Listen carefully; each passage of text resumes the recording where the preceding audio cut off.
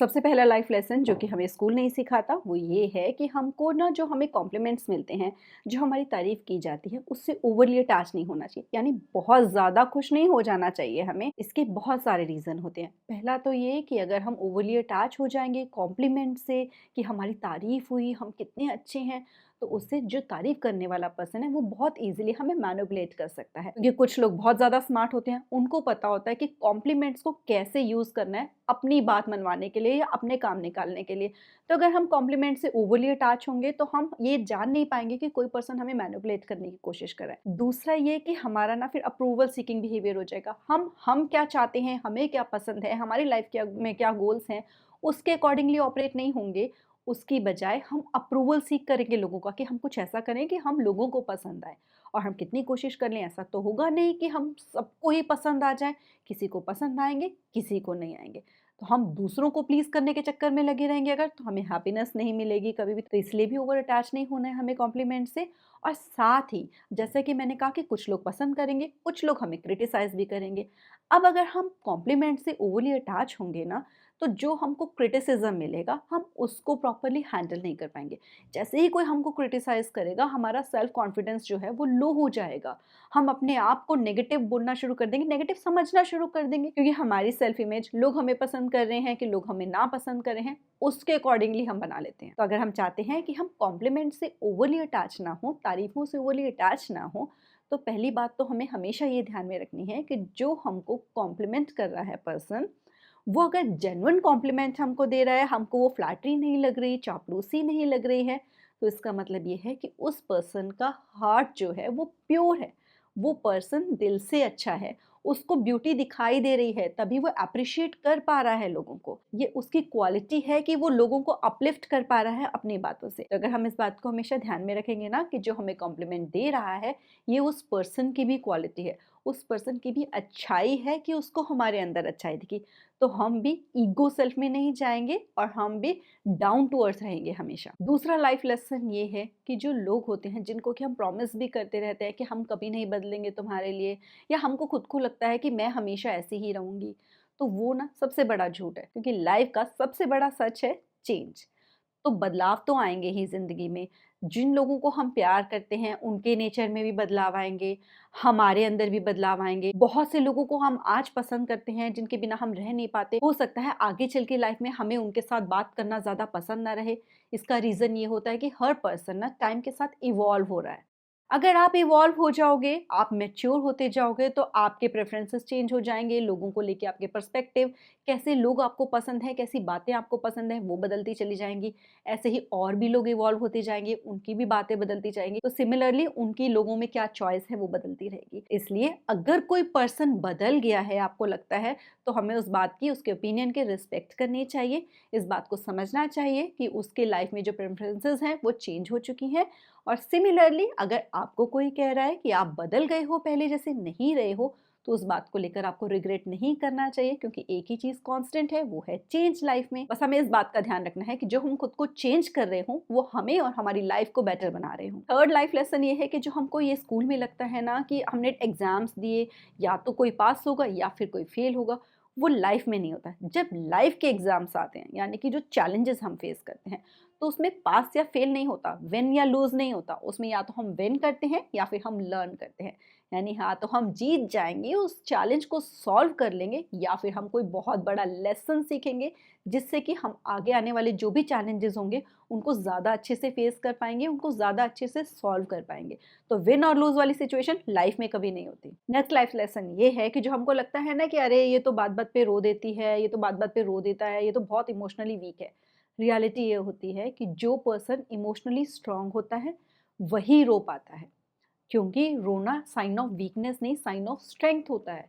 अपने इमोशंस को properly openly express करना साइन ऑफ करेज होता है। जब हम रोते हैं तो उस टाइम पे जो हमारे आंसू आते हैं ना, उनमें कुछ एक स्ट्रेस हार्मोन्स होते हैं जो कि रिलीज कर देते हैं स्ट्रेस को हमारे माइंड से। हमारा माइंड हल्का और फ्रेश फील करता है। और ये उन्हीं आंसुओं में होते हैं जो स्ट्रेस से बहते हैं, ना कि वो जो धूल चली गई आंख में, या हम अनियन कट कर रहे हैं तो उस टाइम जो आंसू आ रहे हैं, उनमें वो हार्मोन्स रिलीज नहीं होते जो पर्टिकुलरली जब हम स्ट्रेस में होते हैं और उस टाइम पे जो टीयर्स हमारे बहते हैं उसके साथ रिलीज होते हैं। यानी कि अगर आप रो पा रहे हो तो आप अपनी बॉडी का जो नेचुरल प्रोसेस है स्ट्रेस को रिलीज करने का थ्रू टीयर्स, उसको सपोर्ट कर पाते हो। तो इसलिए अगर कभी भी रोना आए ना किसी बात पे या फिर बहुत फ्रस्ट्रेशन हो, कुछ भी हो, तो हमें रो लेना चाहिए और उस स्ट्रेस को उन आंसुओं में बहा देना चाहिए। नेक्स्ट लेसन ये है कि कुछ लोग हमें ना बहुत ज़्यादा हर्ट करते हैं। एक बार नहीं, बार-बार हर्ट करते हैं। और कई बार ऐसा होता है कि हर कोई आके हमको एक ही तरीके से हर्ट करके जाता है। हर कोई हमको हर्ट करके जाता है। तो उसके पीछे रीज़न पता है क्या है? गलती उस पर्सन की नहीं है, गलती उन सिचुएशंस की नहीं है, गलती हमारी है। क्योंकि अगर कोई पर्सन हमको एक बार हर्ट कर रहा है, तो गलती उसकी है। लेकिन अगर वो पर्सन हमें बार-बार हर्ट कर रहा है, तो गलती हमारी है कि हम उसके ऐसे बिहेवियर को एक्सेप्ट कर रहे हैं। हम उसको बार-बार हमें हर्ट करना अलाउ कर रहे हैं। तो यानी कि हमको स्टैंड लेना ज़रूरी होता है। हमको एक ही बार में सीख लेना चाहिए उस पर्सन के बारे में और राइट एक्शन लेने चाहिए ताकि वो दोबारा से हमें हर्ट ना कर सके। और अगर एक ही तरीके से लोग हमें बार-बार हर्ट करके चले जाते हैं, जैसे कि बहुत सारे लोग ऐसे हैं जो हमसे पैसा माँग कर चले गए हैं लेकिन हमें लौटाते नहीं हैं, हम फिर भी सबको पैसे देते चले जा रहे हैं और बाद में हमको नुकसान फेस करना पड़ रहा है। या कोई हमसे बहुत चीज़ें माँग कर लेकर चला जाता है, या किसी भी तरह का एग्ज़ाम्पल आप लगा लो कि अलग-अलग तरह के लोगों से आपको बार-बार उसी बात को लेके धोखा मिल रहा है। तो इसका मतलब यूनिवर्स ये चाहता है कि हम उस चीज़ को समझ लें और उस चीज़ को लेकर अपने आप के लिए स्टैंड लेना सीखें। हमको ग्रो करना है उस प्रॉब्लम से, ताकि इन फ्यूचर हमको कोई हर्ट ना कर सके सिमिलर बात को लेके। तो हमें राइट एक्शन लेना और वहाँ पर स्टैंड लेना सीखना होता है। वो करेज बिल्ड करनी होती है अपने आप को इवॉल्व करके। तो हमेशा याद रखना कि अगर कोई पर्सन एक बार हर्ट कर रहा है तो गलती उसकी है, बार-बार हर्ट कर रहा है तो गलती हमारी है। अब नेक्स्ट ये कि हम ना स्कूल में जब होते हैं तो हम हमेशा एक-दूसरे से कम्पीट करते रहते हैं। चाहे फिर वो कोई सीसीए एक्टिविटी हो या फिर एकेडमिक एग्ज़ाम्स हो हमारे, हम हमेशा फर्स्ट, सेकंड, थर्ड आने में लगे रहते हैं, दूसरों के साथ कम्पीट कर रहे होते हैं। जबकि रियल लाइफ़ में क्या होता है कि हमको खुद के साथ कम्पीट करना है, दूसरों के साथ कम्पीट नहीं करना होता। लाइफ़ कोई रेस नहीं है कि हमको दूसरों से आगे निकलना है। हमको अपने आप को बेटर बनाना है।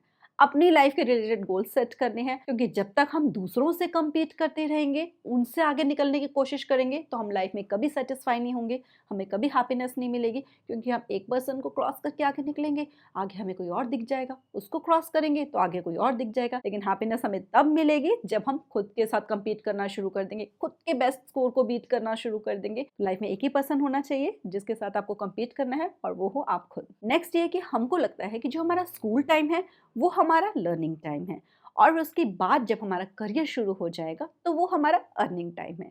और यही सोच गलत होती है, क्योंकि ये जो लर्निंग टाइम है ये पूरी ज़िंदगी चलता है। क्योंकि रियलिटी में जब हम अपनी स्टडीज़ फिनिश करते हैं, हम अपने करियर वाली लाइफ में जाते हैं, किसी भी कोई जॉब करते हैं, कोई बिजनेस करते हैं, तो रियल लर्निंग हमारी तब शुरू होती है जब हमें एक्सपीरियंस होता है। जो भी हमने पढ़ा था अभी तक, वो तो हम एक लेसन पढ़ते हैं, एक एग्ज़ाम दिया, दूसरे एग्ज़ाम के टाइम पे पहले हम भूल जाते हैं। लेकिन जब हम रियल लाइफ में उन चीज़ों को प्रैक्टिस करते हैं, तो हमारी सही मायने में लर्निंग होती है। हम अपने उन स्किल्स को रियल लाइफ में प्रैक्टिस करना शुरू करते हैं। फिर हम उनको और ज़्यादा अपग्रेड करना शुरू करते हैं, अगर हम चाहते हैं कि हमारी ग्रोथ हो करियर में। तो यानी लर्निंग ख़त्म नहीं होगी। तो आगे सिर्फ अच्छे मार्क्स लेकर आने का मतलब ये नहीं है कि हमारी लाइफ सिर्फ सेट है। हमने यहाँ पर एकेडमिक लर्निंग की होती है, आगे चलकर हम प्रैक्टिकल लर्निंग करते हैं और रियल लाइफ लेसन समझते हैं अपने पर्टिकुलर जो भी प्रोफेशन है उससे रिलेटेड। नेक्स्ट लाइफ लेसन ये है कि हमको हमेशा से ये लगता है कि सेल्फ केयर का मतलब होता है ये कि आराम करो, पूरा दिन सो, बेड में बैठकर कॉफ़ी पियो, मूवीज़ देखते चले जाओ, एक के बाद एक नेटफ्लिक्स पे सीरीज़ देखते चले जाओ, या फिर कुछ भी ऐसा जिससे कि हम अपने आप को रिलैक्स कर सकें। जबकि सेल्फ केयर का मतलब इससे कहीं ज़्यादा वास्ट होता है। एक स्ट्रिक्ट डिसिप्लिन रूटीन फॉलो करना, इसलिए क्योंकि आप अपनी लाइफ में किसी गोल को अचीव करना चाह रहे हो, वो भी सेल्फ केयर में आता है। क्योंकि हमारे वो फ्यूचर सेल्फ की बेहतरी के लिए हम एक्शन ले रहे हैं। कुछ पार्टी इनवाइट्स को मना कर देना क्योंकि आपके लिए आपका जो काम है वो ज़्यादा ज़रूरी है, भी सेल्फ केयर में आता है। जो बर्गर खाने की या पिज़्ज़ा खाने की क्रेविंग हो रही हो, उस टाइम पे स्ट्रिक्टली नो बोलकर हेल्दी फूड को चूज़ कर लेना भी सेल्फ केयर में आता है। तो हम स्टेप बाय स्टेप जो भी लाइफ में अपने डिसीजंस ले रहे होते हैं, जो भी हमारे एक्शंस होते हैं, वो जो हम अपनी बेटरमेंट के लिए कर रहे हों, हमारी बेहतरी के लिए ले रहे हों, वो सब सेल्फ केयर में आते हैं। खुद की केयर करना कि मेरा जो फ्यूचर सेल्फ है वो मुझे लेकर प्राउड फील करे, ऐसे एक्शंस लेना, ये सब सेल्फ केयर में आते हैं, ना कि सिर्फ रेस्ट और रिलैक्स करना। नेक्स्ट लाइफ लेसन ये है कि दुनिया में बहुत सारे लोग ना अनएम्प्लॉयड हैं, जो बैठे हैं घर पे, जो कोई इनकम नहीं अर्न कर पा रहे हैं और वो कोस रहे हैं गवर्नमेंट को, जॉब्स नहीं निकल रही हैं और मेरे पास पैसा नहीं है, मेरे पेरेंट्स ने पैसा नहीं जोड़ा, मैं अनलकी हूँ, मेरे साथ धोखा हो गया, ये सब। तो ये सारा रीज़न जो होते हैं ना, ये सब के सब इनवैलिड होते हैं।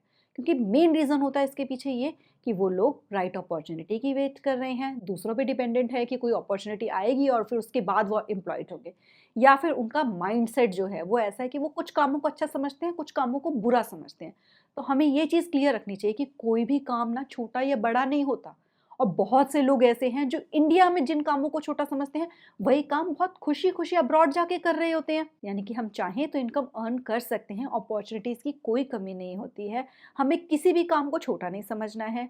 हमें सिर्फ़ बड़ी कंपनी में एम्प्लॉयमेंट हो जाए उसकी वेट नहीं करनी है। जिस कंपनी में हमको एम्प्लॉयमेंट मिल रही है स्टार्टिंग में, हो सकता है हमें एक जॉब रोल दिया जाए और 10 तरह के रोल्स के हमको काम असाइन कर दिए जाएँ, तो उस टाइम पे हमारी ग्रोथ ही होगी, हमारी ऑल राउंड डेवलपमेंट होगी, अपने प्रोफ़ेशन से रिलेटेड हमारी नॉलेज इंक्रीज़ होगी, हमें वर्क एक्सपीरियंस होगा, जो कि अगर बड़ी कंपनी का कोई वैकेंसी निकलती है, हम इंटरव्यू के लिए जाते हैं, तो फ्रेशर के कंपैरेटिवली हम ज़्यादा प्रायोरिटाइज़ किए जाएँगे क्योंकि हमारे पास उस चीज़ की वर्किंग नॉलेज होगी।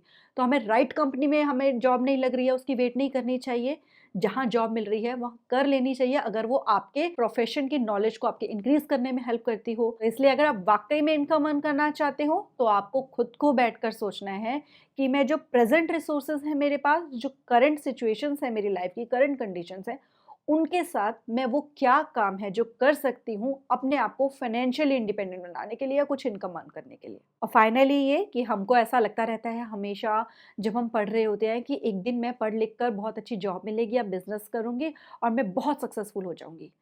अब ये जो सक्सेस है, ये असल में होती क्या है? सक्सेस की डेफ़िनेशन क्या होती है? इसको लेके सब कन्फ्यूज़्ड हैं, क्योंकि सक्सेस की डेफ़िनेशन ना हर पर्सन की अलग-अलग होती है। मेरे लिए सक्सेस कुछ और हो सकती है, आपके लिए सक्सेस कुछ और हो सकती है, और हर किसी की सक्सेस की डेफ़िनेशन किस पे बेस्ड होती है? कि उनको किस चीज़ में सबसे ज़्यादा हैप्पीनेस और सैटिस्फैक्शन मिलेगी। वो कौन-सा माइलस्टोन होगा जिसको अचीव करने के बाद वो सैटिस्फाइड फ़ील करेंगे कि अब मैंने लाइफ़ में बहुत कुछ कर लिया है। इसके बाद जो लाइफ है वो तो जर्नी की तरह चलती ही रहेगी, जो काम है वो तो हम करते रहेंगे, बट ये माइलस्टोन हिट करना मेरी लाइफ का सबसे बड़ा ड्रीम था। क्योंकि अगर हम वो माइलस्टोन डिसाइड ना करें कि हम कब सेटिस्फाई होंगे, तो हम एक माइलस्टोन के बाद दूसरा माइलस्टोन, दूसरे के बाद तीसरा माइलस्टोन फाइनलाइज करते चले जाएंगे, डिसाइड करते चले जाएंगे, और हमें कभी भी सेटिस्फैक्शन नहीं मिलेगी। हम एक ऐसी रेस को जीतने के लिए दौड़ते रहेंगे जिसका कि कोई फिनिशिंग पॉइंट नहीं होगा, और हमको कभी हैप्पीनेस एंड सेटिस्फैक्शन नहीं मिलेगी। तो अगर आप लाइफ में सक्सेसफुल होना चाहते हो, तो किसी और की सक्सेस को कॉपी करने की जगह अपनी सक्सेस को डिफाइन करो कि मैं कब सक्सेसफुल फील करूंगी, और उसी माइलस्टोन को अचीव करने के लिए फिर आप बाकी सारे एक्शंस एंड गोल्स जो हैं वो डिसाइड कर सकते हो। तो ये थे वो 10 लाइफ लेसन्स जो कि मोस्टली स्कूल मिस कर जाते हैं। अगर आपको वीडियो पसंद आया है तो लाइक ज़रूर करना। अगर पहली ही बार आज मेरा वीडियो देखा और वीडियो पसंद भी आया है तो चैनल को सब्सक्राइब करके नोटिफिकेशन बेल पे क्लिक ज़रूर कर देना। मैं हूँ डॉक्टर शिखा, और मैं इस चैनल पे ऐसे ही वीडियोज़ अपलोड करती हूँ जो हमारी क्वालिटी ऑफ लाइफ को इम्प्रूव करके हमें हमारे हायर सेल्फ से कनेक्ट कराने में सपोर्ट करते हैं। तो मिलते हैं नेक्स्ट वीडियो में। Till then stay blessed, stay smiling. नमस्ते।